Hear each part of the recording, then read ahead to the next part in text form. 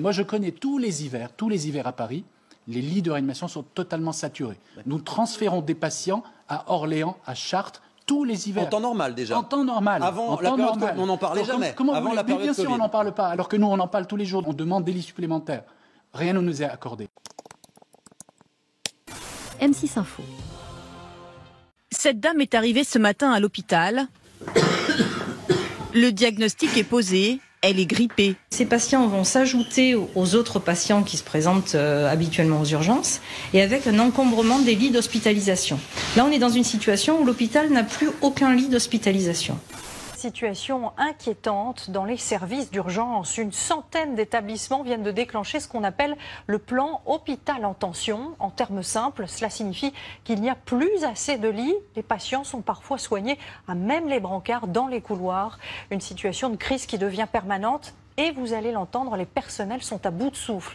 Des brancards un peu partout. Aux urgences de l'hôpital de Toulon, c'est une journée comme les autres. Et le personnel est à bout de souffle. Les urgences sont en surchauffe sur l'ensemble du territoire, avec l'hiver, la grippe. Dans cet hôpital de région parisienne, les malades de la grippe affluent. L'hôpital est surchargé. On est actuellement en état de saturation d'hospitalisation. On n'a plus de place à l'hôpital. On appelle les soins de suite rééducation, les unités gériatriques aiguës. Ils sont pleins. Et on ne sait pas très bien où à mettre ces patients-là. Aux urgences de Lorient aussi, l'hôpital sature. Dans les couloirs ce matin, les patients attendent parfois plus de 20 heures sur des brancards avant d'obtenir un lit. La pénurie de lits, un classique que l'hôpital de Haute-Pierre doit gérer chaque hiver.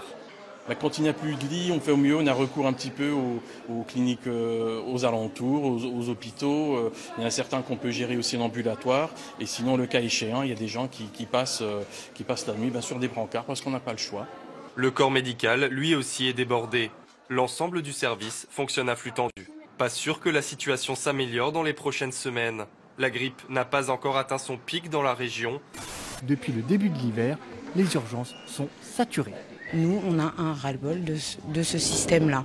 On aimerait pouvoir soigner les patients correctement. L'agence régionale de santé a visité hier les urgences pour analyser concrètement la situation, mais aucune réponse n'a été encore apportée. Le gouvernement a mis de l'argent depuis ce début de la crise sur la table, y compris pour les professions de santé.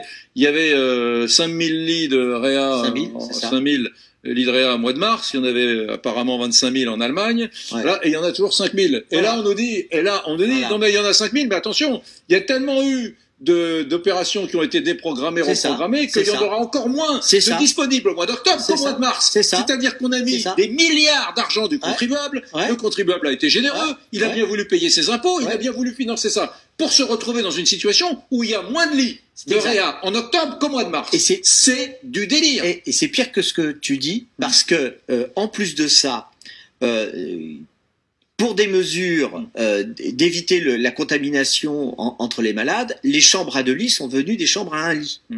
La grippe en 2017 a fait 30 000 morts de la même façon, sans personne n'en parle. Voilà. Oh ben voilà.